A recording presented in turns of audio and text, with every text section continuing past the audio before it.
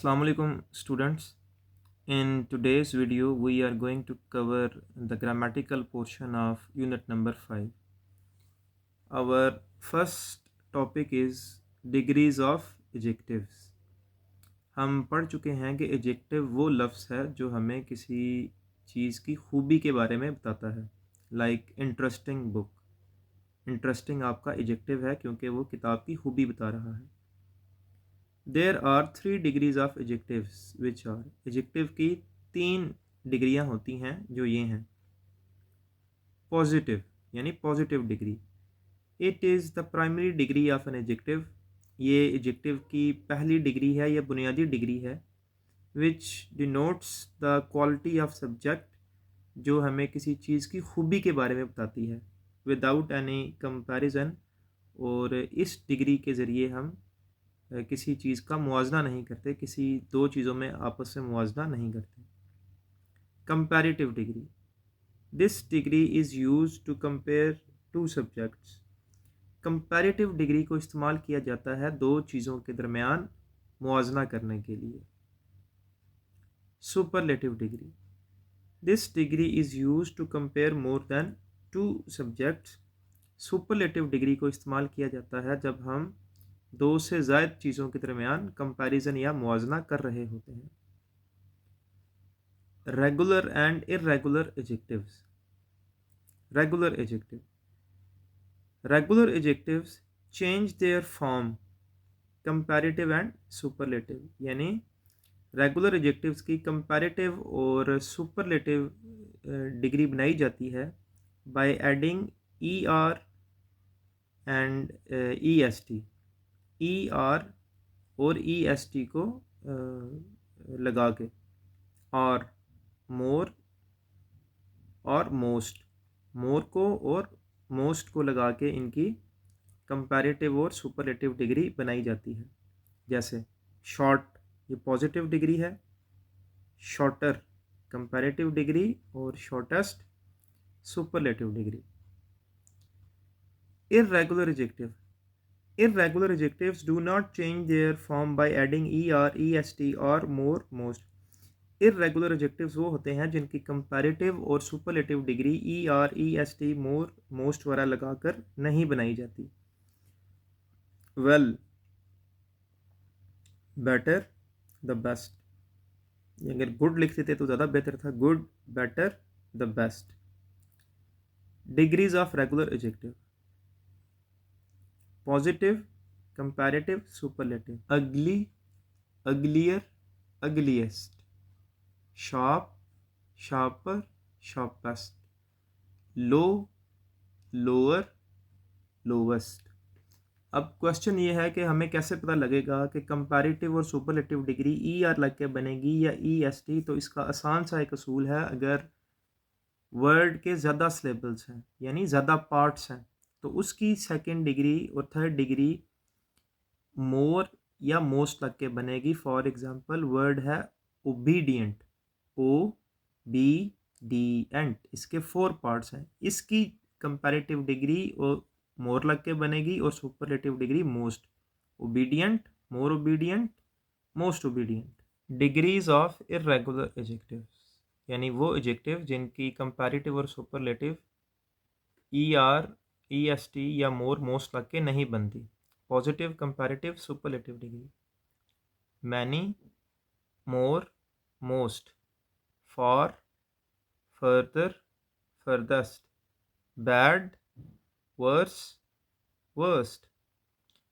Write the missing degrees of adjectives in the given column। Transitional devices, transitional devices are words or phrases।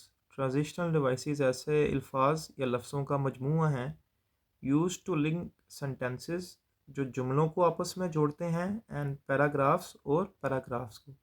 For example therefore, however, but, etcetera वगैरह वगैरह। ये लफ्ज़ जो हैं transitional devices हैं क्योंकि ये जुमलों को या पैराग्राफ्स को आपस में जोड़ते हैं। They work like a bridge between sentences, ये जुमलों के दरमियान पुल की मानद काम करते हैं।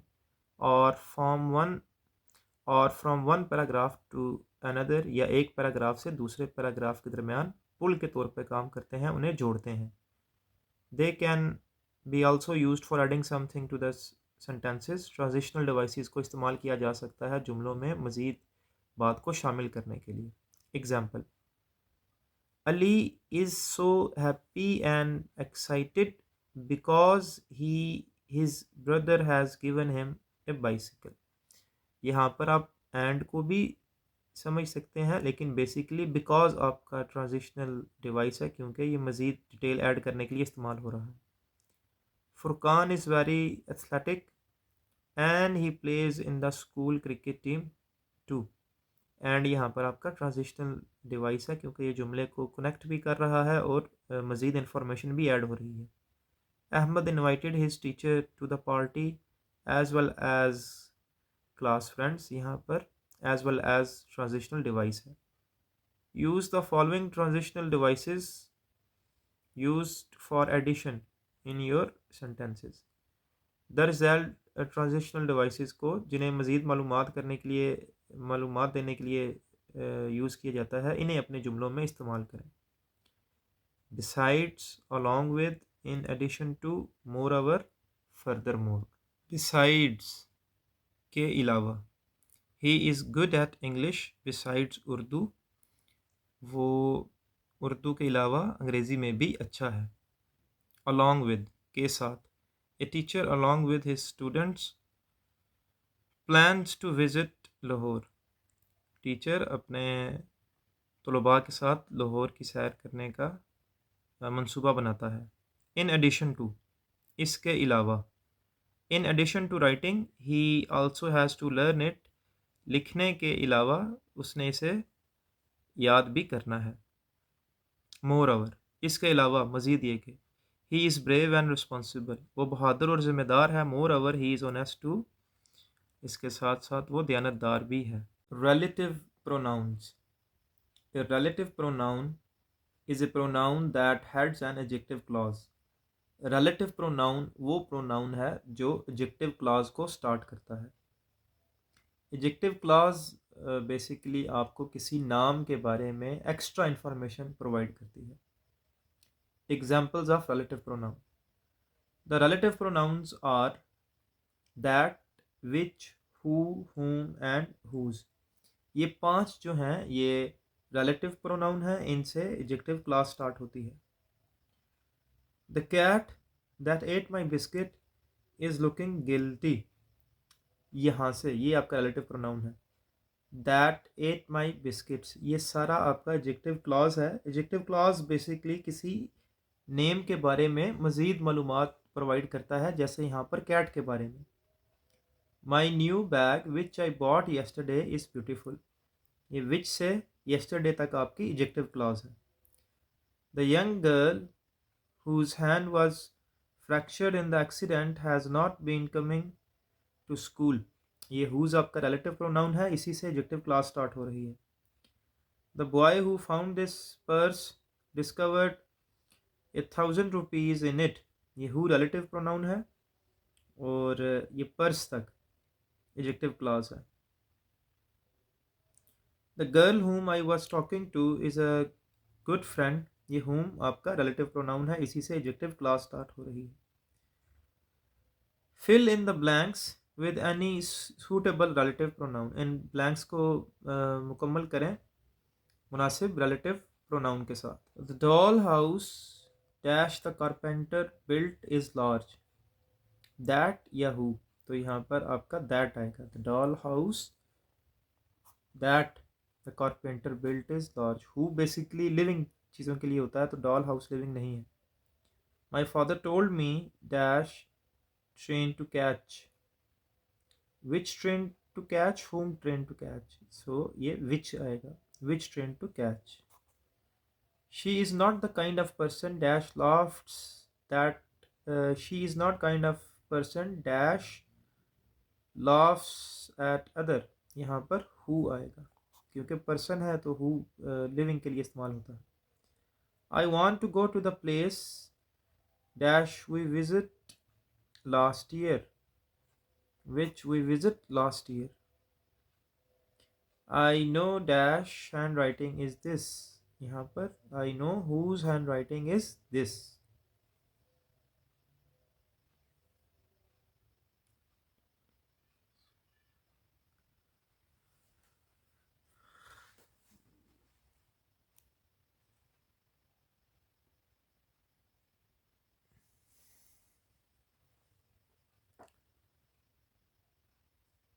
Clauses and phrases. Clauses. A group of words that have a subject and a verb. Clause basically जुमले को ही कहते हैं. क्लॉज में यानी सब्जेक्ट भी मौजूद होता है और वर्ब भी मौजूद होता है. Phrases. A group of words without subject verb and verb components. Phrase जो है ये इसमें आपका सब्जेक्ट और वर्ब ये मौजूद नहीं होता, यानी सब्जेक्ट और वर्ब के कंपोनेंट इसमें मौजूद नहीं होते. फ्रेजेस विदाउट सब्जेक्ट होते हैं और क्लॉज कंप्लीट मीनिंग कन्वे कर रही होती है. फ्रेज जो है ये इनकी सेंस इनकम्प्लीट होती है. Types of clauses. Independent clauses. It can make sense on its own as a sentence. Independent clause वो क्लॉज है जो अपना मायने मुकम्मल तौर पर मुंतकिल कर सकती है बगैर किसी दूसरे जुमले की मदद के. जैसे example, I am baking pizza. ये एक क्लॉज है, इसको सेंटेंस कह लें. ये अपना मायने कन्वे कर रहा है, पूरी बात समझ आ गई. ये आपका इंडिपेंडेंट क्लॉज है. Dependent clause. Dependent clauses. It can not make sense on its own as a sentence. Dependent clauses वो हैं जिन्हें साथ किसी और जुमले की भी ज़रूरत होती है अपना मायने पूरा करने के लिए. फॉर एग्जाम्पल, ऑल दो आई एम बेटर. ये एक जुमला है, ये एक क्लॉज है, लेकिन इसे अपना मायने पूरा करने के लिए दूसरे की ज़रूरत है. ऑल दो आई एम बेटर, अगरचे मैं ठीक हूँ. तो हमें इस एक और जुमले की ज़रूरत है जो ये मायने पूरा करे. ये डिपेंडेंट क्लॉज है जिसे एक और जुमले की ज़रूरत है, क्लॉज की ज़रूरत है अपना मायना पूरा करने के लिए. I do not want to go to office today. ये आपकी इंडिपेंडेंट क्लॉज है, ये दूसरे वाली. ये अपना मायना मुकम्मल तौर पे पूरा कर रही है. I do not want to go to office today, आज मैं ऑफिस नहीं जाना चाहता. ये इंडिपेंडेंट क्लॉज है और ये डिपेंडेंट क्लॉज है. इंडिपेंडेंट क्लॉज को अपना मायना पूरा करने के लिए दूसरी क्लॉज की ज़रूरत नहीं होती और डिपेंडेंट क्लॉज को अपना मायना पूरा करने के लिए दूसरे जुमले की ज़रूरत होती है. Types of phrases. Noun phrases. Best friend. ये आपका जो फ्रेंड है ये नाउन है, ये आपका नाउन फ्रेज है. Verb phrases. Was reading. Reading action है, ये आपका वर्ब फ्रेज है. Adjective phrase. ब्यूटीफुल. फ्रेजेस दो या दो से ज़्यादा लफ्ज़ों के मजमूए को भी कहते हैं जिसमें सब्जेक्ट वर्ब कंपोनेंट मौजूद ना हो. वेरी ब्यूटीफुल ये एडजेक्टिव फ्रेज है. Adverb phrase. रियली क्विक, ये आपका एडवर्ब फ्रेज है. Prepositional phrases. Example, on the box. Preposition words होते हैं इन, ऑन, ऑफ, फ्रॉम, इस तरह के वर्ड. ऑन द बॉक्स ये आपका प्रपोजिशनल फ्रेज है. Read the following text and underline the phrases with red color and clauses with blue. For a while ये आपका फ्रेज है. He is happy ये क्लॉज है, इसमें सब्जेक्ट भी है आपका, वर्ब का कंपोनेंट भी है. Was doing something ये आपका फ्रेज है. She works hard so that she may got a scholarship ये आपका क्लॉज है. इधर मे के साथ गेट आना चाहिए. May get a scholarship. Is wise and talented ये आपका फ्रेज है. I decided to go to work tomorrow ये क्लॉज है. Present perfect tense. The present perfect is often used for an action. ये उस एक्शन के लिए इस्तेमाल होता है that started at some time in the past, जो पास्ट में किसी वक्त शुरू हुआ है. एंड इज स्टिल कंटिन्यूइंग, इसको हम चेंज कर देते हैं. Started at some time in the past and is now finished. We have received our gifts. We have not received our gifts. Negative. Interrogative. Have we received our gifts? Question mark. She has written a letter. She has not written a letter. Interrogative. Has she written a letter?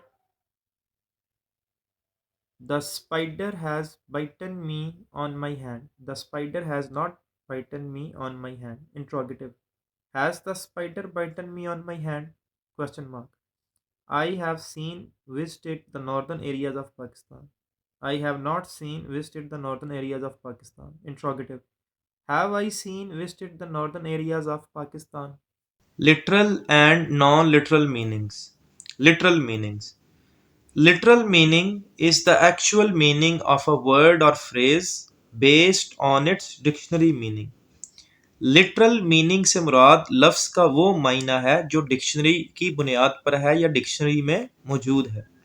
Non literal meanings. Non-literal meanings of the words and phrases, also called figurative language.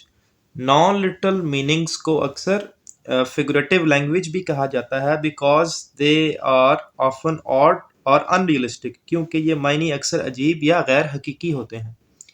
They go beyond the dictionary meaning of the word or phrase.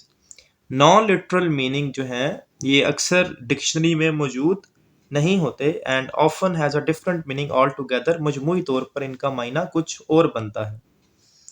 Example. Literal meanings. I tried a new recipe my sister made. मैंने नया खाना खाया जो मेरी sister ने बनाया था. And it left a bad taste in my mouth. और मेरे मुंह में इसका जायका अच्छा नहीं आया. Non literal meaning. I told my friend a secret. मैंने अपने दोस्त को राज बताया. And she told it to everyone in the classroom. उसने इस राज को क्लास में मौजूद हर किसी को बता दिया. It left a bad taste in my mouth. ये चीज़ मुझे अच्छी मालूम नहीं हुई. यहाँ पर bad taste in the mouth literal meaning है और यहाँ पे bad taste in the mouth इसका नॉन लिटरल मीनिंग है. The clouds are going to cause rain. जो बादल हैं वो बारिश बरसाने वाले हैं. My head is in the clouds. In the clouds का यहाँ पर मतलब है डे ड्रीमिंग, यानी दिन में ख्वाब देखना, जागते हुए ख्वाब देखना. Read the following sentences and right whether it is a sentence with literal meanings और नॉन लिटरल मीनिंग्स. इन जुमलों को पढ़ें और बताएं कि इस जुमले में लिटरल मीनिंग मौजूद है या नॉन लिटरल मीनिंग मौजूद है. The burger is delicious. My mom cooked it perfectly. इस जुमले का लिटरल मीनिंग है. You made me laugh so hard. I think my smile was a mile wide. इस जुमले का मतलब नॉन लिटरल मीनिंग कन्वे कर रहा है. I am tongue tied. Non literal meaning. Ayesha and her friends are playing with cats and dogs. इस जुमले का जो मीनिंग है वो लिटरल मीनिंग है. Punctuate the following paragraph and rewrite it in your notebooks. दर्ज झैल पैराग्राफ में पंक्चुएशन मार्क्स इस्तेमाल करें और इस पैराग्राफ को दोबारा अपनी नोटबुक पर तहरीर करें. Ayesha comma my best friend comma is coming from Dubai. Dubai का D capital. For a short visit this weekend. Full stop. I capital. I के बाद अपोस्ट्रोफी यूज करेंगे. I will take her to our farm house. Full stop. I capital. I am sure she will enjoy visiting our farmhouse. Full stop. She S capital. She will enjoy swimming in our pond, comma, riding horses, comma, and picking fresh apples from trees. Full stop. Writing skills. Multisyllables. Write the correct spelling of the given words below. You may use a dictionary for help. नीचे दिए गए अल्फाज के multi syllable अल्फाज के ठीक spellings लिखें. So these are the correct spellings of these given words. Analogy. Complete each analogy. Define it first by writing the best word in the blanks. Analogy में बेसिकली हम दो चीज़ों का कंपैरिजन करते हैं किसी चीज़ की वजाहत करने के लिए. Write a story on my best friend cannot walk using multisyllable words and circle the multisyllable words.